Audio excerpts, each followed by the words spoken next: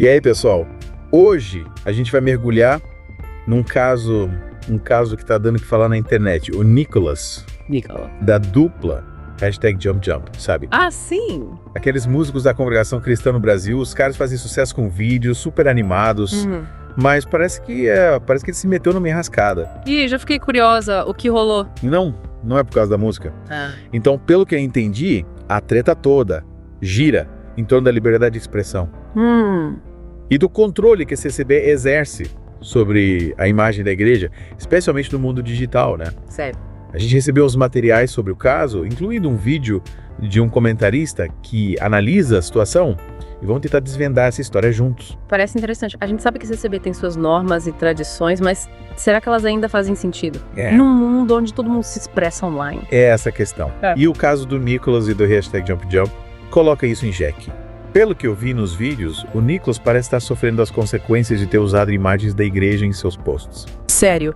Mas qual o problema de mostrar a igreja nos vídeos? Não entendi. Parece que a CCB não gostou nada disso. E o Nicholas acabou sendo punido como o famoso sem liberdade, sabe? Sem liberdade. O comentarista que analisou o caso ficou indignado, dizendo que essa punição é arbitrária e não tem base em nenhuma regra específica. Sem liberdade? Que punição sinistra. Você explica melhor como funciona essa história de sem liberdade. Pelo que o comentarista explicou, sem liberdade é como se fosse um limbo disciplinar dentro da CCB. A pessoa fica proibida de participar de várias atividades da igreja, como tocar nos cultos, por exemplo. No caso do Nicholas, ele foi orientado a aguardar uma decisão do ministério, que é basicamente um jeito disfarçado de dizer que ele está sem liberdade, né? E por quanto tempo a pessoa fica nessa situação? Tipo, tem um prazo definido?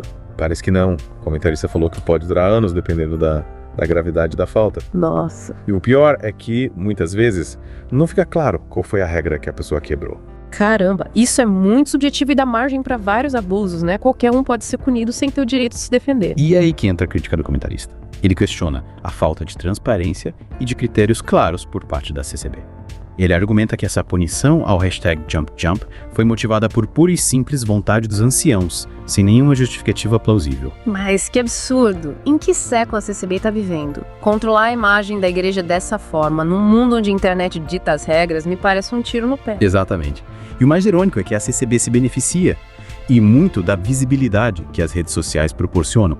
Muita gente conhece a igreja e seus hinos por causa de vídeos postados por membros, né? Tem toda razão. Mas me fala, o que exatamente o Nicholas postou que causou tanto problema? Pelo que eu vi nos vídeos, ele simplesmente aparece tocando seu instrumento, cantando hinos da CCB com imagens da igreja ao fundo. Nada demais a princípio. Mas parece que isso foi suficiente para irritar os anciãos. Mas por que tanta reação? A gente vê outras igrejas incentivando seus membros a compartilharem sua fé online. Qual é a diferença da CCB? O comentarista levanta essa questão também. Ele argumenta que a CCB parece ter medo de perder o controle da narrativa. Eles querem ditar o que pode ou não ser mostrado, quem pode falar e o que pode ser dito sobre a igreja. Que postura retrógrada. E o mais preocupante é que essa tentativa de controlar a informação pode acabar afastando os jovens, né? Que buscam uma religião mais aberta e conectada com o mundo moderno. Com certeza. E o caso do Nicholas e do #JumpJump é emblemático, porque expõe essa tensão entre tradição e modernidade, entre controle e liberdade de expressão, que a CCB precisa urgentemente resolver. Esse caso nos faz questionar até que ponto uma instituição religiosa pode interferir na vida pessoal de seus membros, principalmente no que diz respeito à sua expressão individual online. E qual o limite entre preservar a tradição e sufocar a liberdade? São perguntas complexas que a gente vai tentar responder ao longo desse mergulho. E essa história de aguardar uma decisão sem um prazo definido, isso me cheira um mecanismo de controle bem manipulador. Deixa a pessoa num limbo, sem saber o que esperar. Exato, e o pior é que essa punição pode ter consequências bem sérias para a vida da pessoa, né? Imagina você ser impedido de participar ativamente da sua comunidade religiosa por tempo indeterminado. Sem saber o que fez de errado, é uma forma de controle social bem poderosa. É como se a punição se estendesse para além dos muros da igreja, contaminando a vida social da pessoa como um todo. E o mais absurdo é que muitas vezes a falta cometida não está clara nem para o próprio punido. E aí entra a questão da arbitrariedade, né?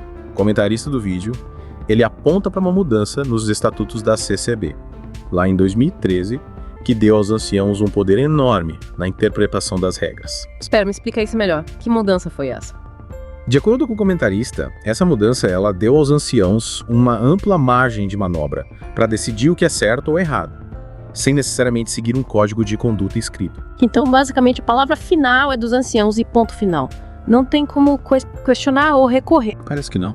O comentarista argumenta que essa estrutura hierárquica da CCB, com os anciãos no topo, favorece esse tipo de decisão arbitrária. Mas isso é um absurdo. Abre espaço para todo tipo de injustiça e abuso de poder. Imagina, a pessoa pode ser punida por algo que nem sabia ser proibido e não tem a quem recorrer. E o caso do Nicholas parece ilustrar bem essa situação, né?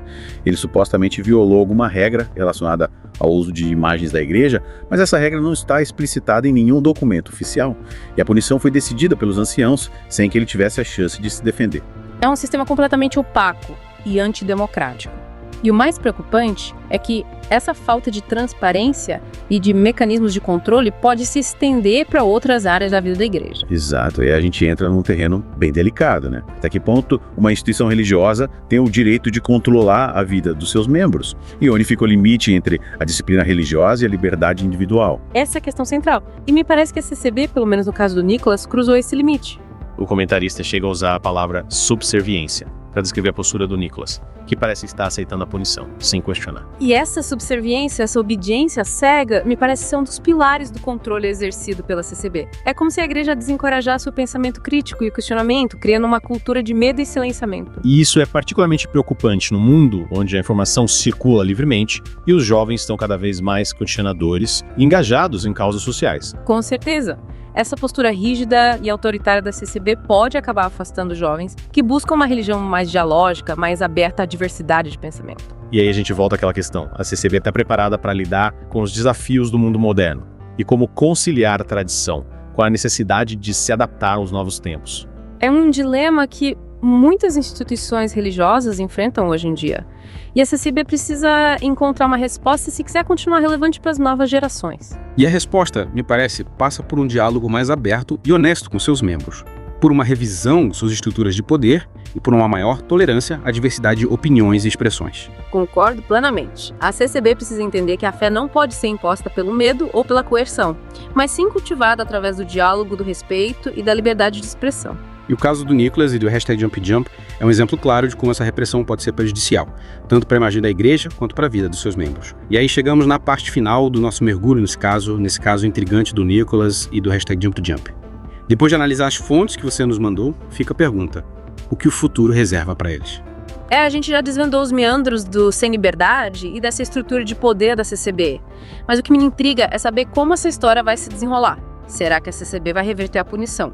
Ou o Nicholas vai ter que se curvar às vontades dos anciãos? Olha, sinceramente, eu acho pouco provável que a CCB dê o braço a torcer. A gente viu como essa instituição é apegada às suas tradições e à sua hierarquia. Admitir um erro publicamente, ainda mais num caso que gerou tanta repercussão online, seria um golpe duro na imagem de autoridade que eles tanto prezam. Faz sentido. Mas e o Nicholas? Qual você acha que vai ser a reação dele? Vai se submeter a essa punição injusta? Ou vai lutar pelos seus direitos? Aí que tá a grande questão. Se ele quiser continuar dentro da CCB, vai ter que engolir essa punição e se adaptar à vida sem liberdade. Pelo menos até os anciãos decidiriam o contrário. Mas isso significaria abrir mão de uma parte importante da sua vida, da sua expressão artística, da sua conexão com os fãs. Seria uma escolha difícil. Por um lado, a gente tem a fé, a comunidade, a tradição familiar. Por outro, a liberdade de expressão, a realização profissional, a conexão com o público que admira o seu trabalho. Exatamente. E a gente não pode esquecer que o Nicholas é um jovem artista conectado com o mundo, antenado nas novas tecnologias. Será que ele vai se contentar em viver sob as regras de uma instituição que parece estar presa ao passado? Eu tenho minhas dúvidas. E se ele optar por seguir seu próprio caminho, por se desvincular da CCB, será que ele conseguiria ter sucesso fora da estrutura da igreja? Essa história pode se transformar num divisor de águas na carreira dele. Se ele souber usar seu favor, pode até fortalecer a imagem dele e conquistar um público ainda maior. Com certeza. E a gente sabe que a internet é um terreno fértil para isso. Se o Nicholas usar as redes sociais para se comunicar diretamente com os fãs, para expor a versão dele da história, pode conquistar a empatia de muita gente, dentro e fora do CCB. Sem dúvida, a internet é um espaço de resistência, de denúncia, e o Nicholas pode usar essa ferramenta a seu favor para mostrar que a fé e a liberdade de expressão podem sim caminhar juntas. E quem sabe essa história toda inspire outros jovens dentro da CCB a questionarem as regras, a buscarem seus direitos, a se expressarem livremente. Pode ser o início de um movimento por mais transparência e democracia dentro da igreja. A gente espera que essa história tenha um final feliz, que o Nicholas consiga encontrar o caminho dele, realizar o potencial artístico dele, sem ter que abrir mão da fé dele. E que a CCB acorde para a realidade do mundo moderno e se abra para o diálogo, para a diversidade, para a liberdade. E fica aqui a nossa torcida para que essa história inspire reflexões, debates e, quem sabe, mudanças positivas dentro e fora da CCB. E você que nos acompanhou nesse mergulho profundo, o que achou dessa história, tudo é seu comentário e continue essa conversa com a gente. Até a próxima.